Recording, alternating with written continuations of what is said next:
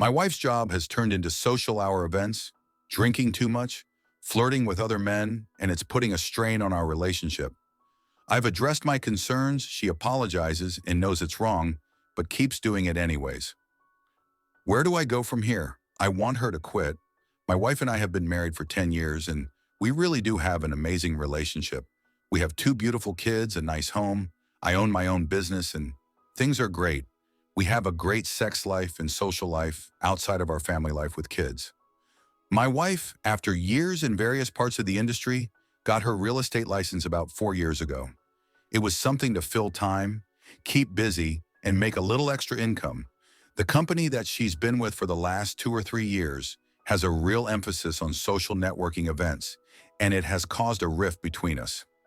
I have attended one or two of these events, and I've left them all with a troubling feeling.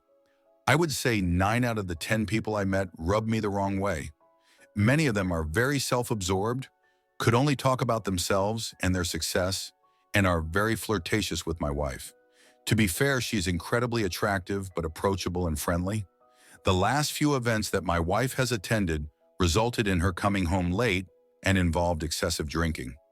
There are two things that really bother me about it. I feel that her professional relationships with men at her company have become more social than professional, and these networking events seem more like an excuse to go and hang out with other guys and drink. While many of them are married, I don't trust their intentions. Last week, my wife attended an event, and we agreed she would be back by 12. I even went out of my way to make a point of asking her to be responsible and to limit the amount that she drinks. Well, 2 a.m. rolled around, and there was no sign of her. She wouldn't respond to text messages.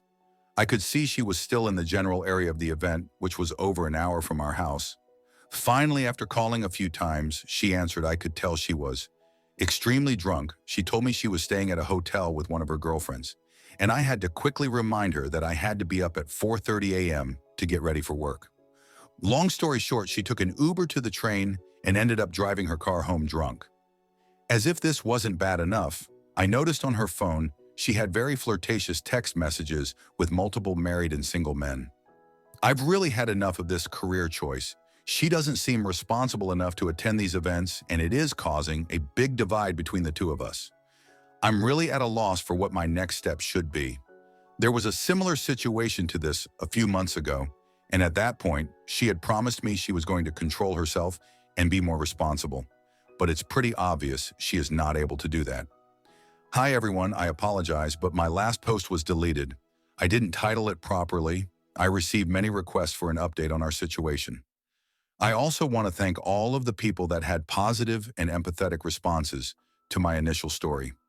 A lot has unfolded in the time since my wife's night out. After noticing the flirtatious text messages, I asked my wife to see her phone. I told her I wanted to see what else she had written.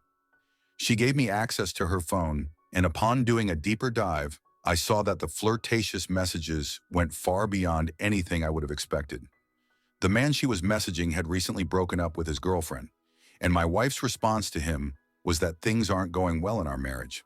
I also found out that while we were on vacation in the area he lives, she went to the gym and met this man there to work out.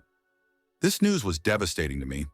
Not only was I disgusted to find out that she met with him behind my back, but I was blindsided to see she mentioned to him we were probably heading towards divorce.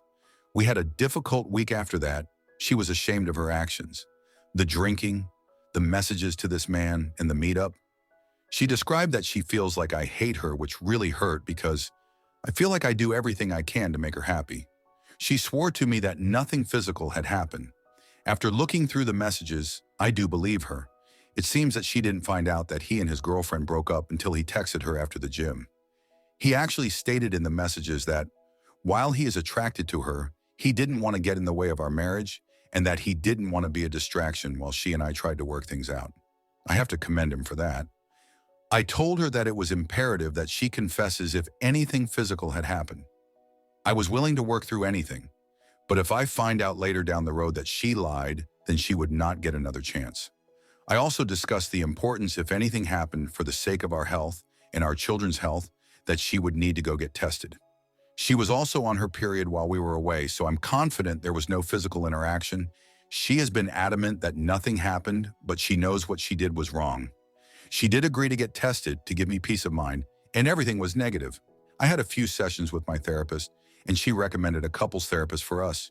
She also mentioned that she believes my wife has some deeper trauma that she needs to work through. It's obvious that her judgment is off, and that there may be some reason as to why she's acting out. My wife has since seen a therapist on her own, and we have sat with a couples therapist. Our first session with the couples therapist was very educational. She did a dive into our relationship from the beginning, the main reason that we sought out her help, and laid out a treatment plan. Next week, we will be starting individual sessions with her, and then couples sessions following that. We both know that there is a lot of work to do, but we are dedicated to making this work. I myself had a very unstable childhood due to my parents' divorce. When I made those vows to my wife, I fully intended to see them through, and I believe she did as well. I feel very confident after speaking to both therapists that couples can heal, move beyond an act of infidelity, and can come out even stronger than before. I owe it to myself, my wife, and my children to do everything I can to commit to having a happy and healthy relationship. My wife is showing great remorse. She said she doesn't know why she does these things, but she knows it's wrong and she wants to stop. She is seeking the necessary help and knows she has a lot of work to do. She's fully aware of the damage she has caused. She knows I've lost the ability to trust her in social settings, and it's going to take a long time to earn that back. She has since ended any and all conversations with this guy. She has offered to quit her job. I'm not sure if that's going to help. I believe she does get a sense of purpose from it that she doesn't get at home. If she can't control herself at these work events, then I can't trust her to control herself anywhere.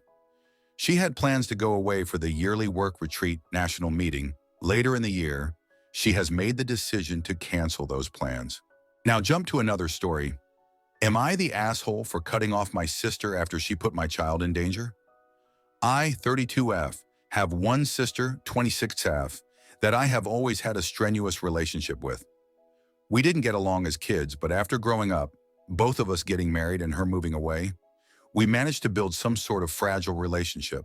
A call or text once in a while, and when she and her husband would come home to visit, we would be sure to see them before they left town again.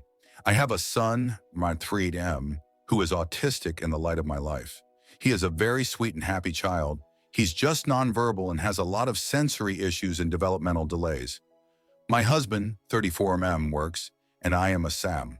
This allows me to be able to give my son the one-on-one attention that he needs, as well as take him to his doctor's appointments and various therapies. My husband doesn't make a ton of money, but it's enough for us. We own our home, and our bills are paid every month. I'm a bit of a neat freak, so our house is always clean, or as clean as it can be with a toddler. And since I don't work, I do most of the cooking as well. I don't drink because of a medical issue I have, and my husband only drinks on special occasions and usually at a friend's house. I say all of this to say that we live in a clean home with plenty of food on the table, and there is no alcohol in our home. You will see why this is relevant in a moment. I have a cousin, 23F, who didn't have the best upbringing. Her father wasn't really in the picture. Her mother was a bit of a basket case and had a parade of men through their lives over the years. My cousin struggles a lot with drugs, and she isn't in the best living situation. Last I checked, she was living in a rundown home 1 city over with 4 of her friends and her boyfriend. We were all a little surprised and concerned when we found out last year that she was pregnant. She managed to clean herself up during the pregnancy. She and her boyfriend got their own place, and she was doing really well when the baby finally came. She had a boy who is very sweet and very adorable, but he had some health issues because of the drug use at the beginning of her pregnancy.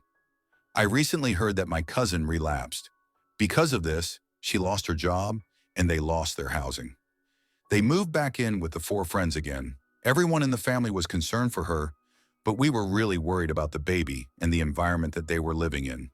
A few weeks ago, I was devastated when I heard that her child had been removed from her care after an anonymous tip to CPS. Whatever her faults, I know she loved that baby. The baby was placed with my cousin's grandparents. My dad was the one who told me about everything that was going on, and he mentioned that my sister was really upset because she and my cousin had always been close. I mentioned something about hoping that this is a wake-up call to her and that maybe this is what she needed to get her life straight so she could get her son back. I didn't mean anything malicious when I said it. It was just something I hoped would happen. I do want the best for my cousin and her child. A week ago, I was home with my son, and there was a knock at my door. I answered the door, and there were two agents from CPS on my porch. I was shocked. They were very polite and introduced themselves and said they had received an anonymous tip that my son was in danger. I didn't feel comfortable letting them inside, but my son was standing right behind me and they could see him. From what I could tell, someone called them and reported that my child was in danger because I was on drugs, my husband was an alcoholic, we were living in squalor, and my child was being neglected. I informed them that I was not on drugs, there was no alcohol in the house, and I let them look into my home and see that it was clean. We talked for a while longer, and they could obviously see that my son was not being neglected. He was clean and clothed and happily eating a snack while I was talking to them. They deemed that this was clearly a false report and apologized for wasting my time. I apologized to them, I felt I had to, because they had wasted their time in coming out at all. One of the ladies left a card and said to call in a few days to make sure the case was marked as a false report and that she would make sure there were no repercussions. I have heard horror stories about CPS visits, so I consider myself to be very lucky that it went as well as it did. I didn't have anything to hide, but it still made me nervous. After they left my house, as you can imagine, I was livid. I called my dad to tell him what had happened, and he got really angry. He told me that he'd had a conversation with my sister a couple weeks ago, and he had mentioned what I said about my cousin's situation. Apparently, she had gotten angry about what I said and had made a snide remark about how I would have more sympathy if it happened to me. He hung up with me so he could call my sister. An hour later, he called me back and informed me that my sister had told him that she was the one to call CPS and file the false report because she thought I was the one who called them on my cousin. I wasn't, and she wanted me to learn a lesson in empathy. Both of my parents took my side and berated her and told her what she did was absolutely wrong. Not only was it an abuse of an already broken and backed up system, but it put my son in unnecessary danger as well. I tried calling my sister, but she wouldn't return my calls or texts. That was fine with me. I blocked her on everything and told my parents I was cutting her off. My dad agreed, but my mom said that was too harsh, that she was still my family no matter what she did. I told her that if my sister cared anything about me, she never would have done something like this to me, and that any family that would do this to me or my child was no family that I wanted to be around. I also said that she was lucky I didn't call the police and turn my sister in for making a false report. She said I'm being an asshole because yes, what my sister did was bad, but she doesn't deserve to lose part of her family because of it, and she certainly doesn't decimate